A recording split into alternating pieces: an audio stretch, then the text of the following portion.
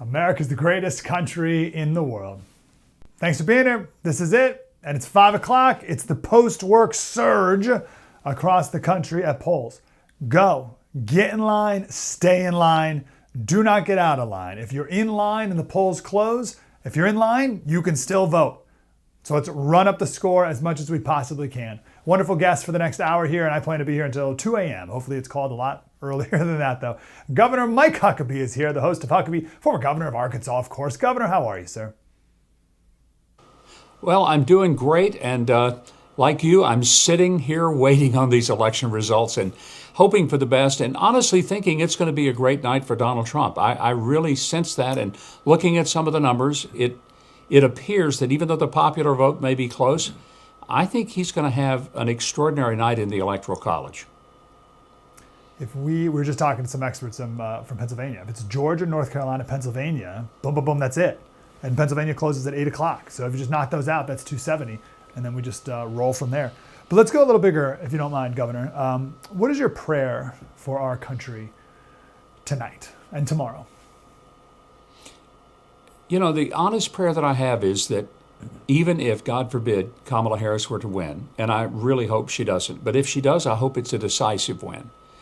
And if Donald Trump wins, I hope it's a very clear and decisive win. And I say that for the sake of the country. The divisions for the past really 8 years have been just horrendous, and it's been detrimental. Back when Hillary Clinton and the Democrats refused to accept Donald Trump as a legitimate president and spent 4 years attacking him and going after him, it really brought a level of division that was just unprecedented and unneeded. And then when the 2020 election happened, and it was very hard for many of us to accept that Joe Biden got more votes, 16 million more votes than Barack Obama, the most popular Democrat ever in American history. And somehow we were to believe that he popped out of his basement a few times and the world came to him and loved him. So that may have been the way it worked out, but it was very difficult. And because, again, it was so close, and you had these issues of late night ballots showing up in places like Georgia and Pennsylvania, and some of those ballots being counted days after they were supposed to have been brought in and certified. We need a clean election, and we need it to be decisive. And the country will be better off if that happens. Yeah, I think that's right. I want to talk to you about abortion, sir. It seems like this is the biggest, most important issue for Democrats. It's one of their main closing arguments they've made. And we're seeing, I saw just now a second person leaving voting, second male leaving, who was asked, why did you vote for Kamala? And the first thing they said was, because I want my daughter to have control over her own body. And one of the guys, his daughter was standing right next to him. She was like maybe 10 years old. It's like what? Like I want my daughter to be able to kill my grandchild. Like, whoa, what is happening here, Governor, that is such a convincing argument for so many people? Well, on the first note of that, it's simply not true. There is no abortion ban. Roe v. Wade was overturned, but that simply turned it back to the states. In many states, there's far more abortions than there were. One study I have seen said that since Dobbs, there have actually been more abortions overall in the country. So it's not what the left has been trying to say, oh, Donald Trump banned abortion. Well, first of all, he didn't do anything. He did not ban abortion. He doesn't even support a federal ban. I wish he would, to be honest with you. I think Republicans have made a big mistake in that we've tried to be on the defense in this issue. And what we need to do is be on the offense and push back with the Democrats who say that the most important thing in their entire world is that women can kill their unborn child. And we need to frame it as a clear testament to what they're asking for. This isn't reproductive health. There is nothing reproductive about an abortion. In fact, it is the opposite of reproduction. It is the end of reproduction. And we've pretended that we need to be just kind of careful not to say anything. What I think we ought to be talking about is the fact that one party believes that there ought to be an abortion anytime, anywhere, for any reason, under any circumstances. The other party thinks there ought to be restrictions. I personally think that life begins at conception. And I don't want Republicans to be spending all our time arguing at what point of the pregnancy is it okay to kill the baby.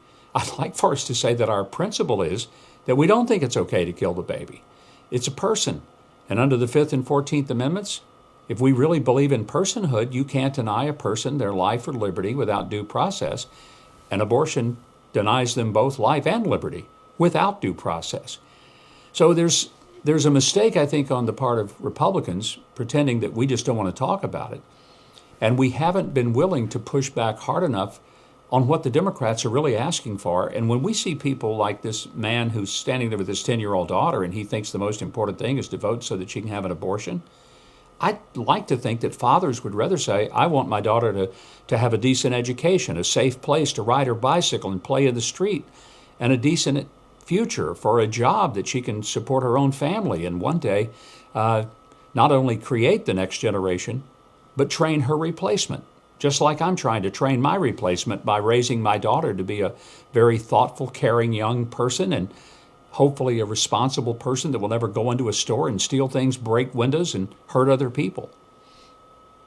Yeah, it's amazing that.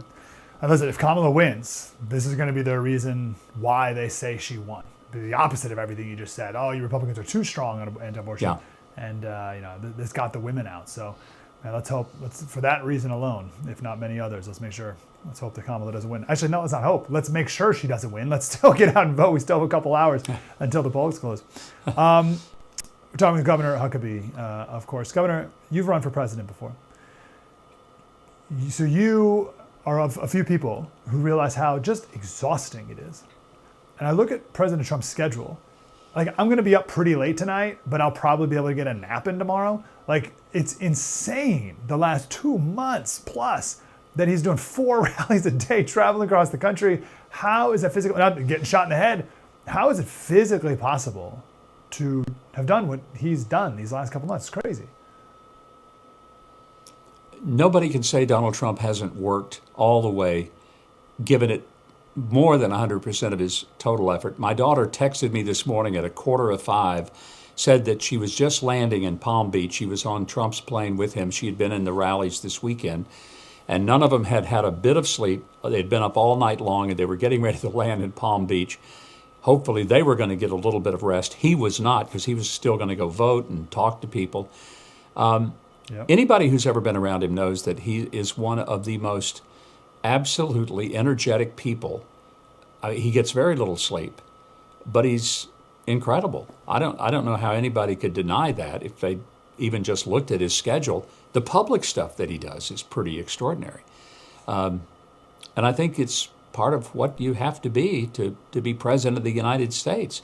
It's why people kept saying Joe's not up to the job. But, the Democrats and the media lied to us for so long, kept telling us he was at the top of his game. He was fine. Everything was great. Mm-hmm.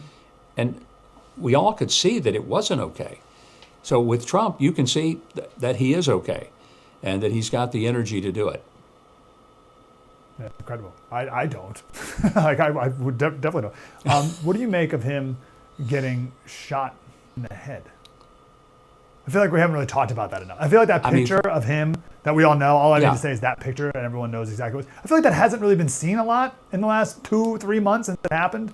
And it's not as part of much of the conversation as you would think it would be.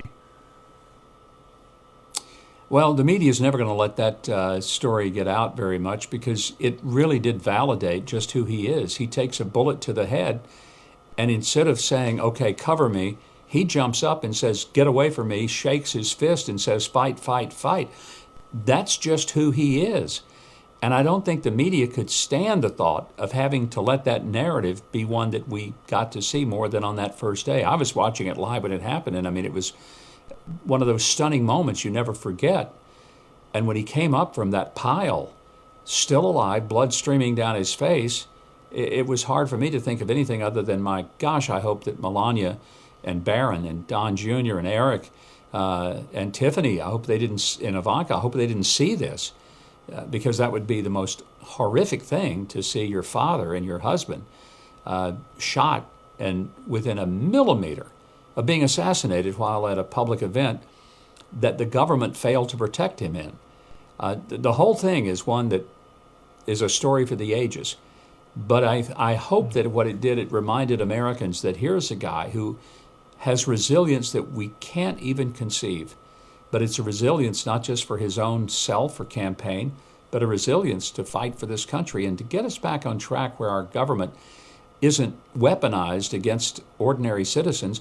And you don't have moms going to a school board meeting who protest horrific things in their schools for their kids, who get put on a terrorist watch list, and that more pressure goes to the mothers than to a school that would allow pornographic materials in the presence of their children. This thing is upside down. And I don't believe there's anyone with the guts to pull this off and get us back on track quite like Donald Trump is. Hopefully that inspires anyone listening now who's tired after a long day of work and just wants to go home and call it a night, to turn back around and get to your polling booth and go vote. If the guy can take a bullet to the head, then we can stand in line for a little bit longer. Yeah. Governor, one last question for you, sir. Your daughter's speech at the RNC, right next to the World War II veteran, was, I thought, the most compelling speech of anyone, because she spoke to his character behind the scenes in a powerful way. It was Trump's granddaughter and your daughter did that. And the World War II vet was just awesome. But she told the story of how the media was unfairly harsh against your daughter, and that must be hard as a dad. But Trump stopped her and said, "You're beautiful, and they hate you because you're good at your job." What do moments like that say about President Trump, and why does your daughter like him so much? She knows who he really is. She was in the Oval Office more than even a chief of staff every day that she was there. She spent an enormous amount of time with him, traveling the world, watching him not only on the stage, but behind the scenes. And her loyalty and her admiration for him is based on the fact that she saw him lead in a way that very few people ever got a front row seat to see. And let me say this as a father. If he had ever shown disrespect or unkindness, or had been harsh or unfair, or had been vulgar to her, do you think I'd be supporting this guy? So why don't people understand that part of the reasons that I'm a strong Trump supporter is because not only have I gotten to know him really since about 2012, but more importantly, having watched the manner in which he treated with extraordinary respect my own daughter, gives me a great sense of confidence in supporting him, and watching how that he protected her and defended her when she was being unmercifully attacked by some of the monsters in that press room, who just showed a level of almost inhumane kind of vitriol toward her. And when she would go to a restaurant like she went to in Lexington, Virginia, and got asked to leave, the White House Correspondents' Dinner, where they told her she wouldn't be made to be uncomfortable. And then she became the butt of all the jokes of the so-called comedian that was brutal. But she sat there and took it. I was so proud of her for that. She should have gotten up and hit that woman in the face with a plate, but she didn't. She had her better angels that governed her rather than her dad's emotions at that moment. And, she's just proven herself to be a person of, I think, great character. But she also has seen Donald Trump in the ways that most Americans don't, but that ought to give us all a great deal more confidence in his being back in the White House. Great point. Governor Mike Huckabee, host of Huckabee. Governor, keep it up, sir. Very grateful for your time tonight. What a pleasure. Thank you, sir. Hope we can do it again soon. Coming up next, the great Jesse Kelly, right here on the First TV. Spread the word.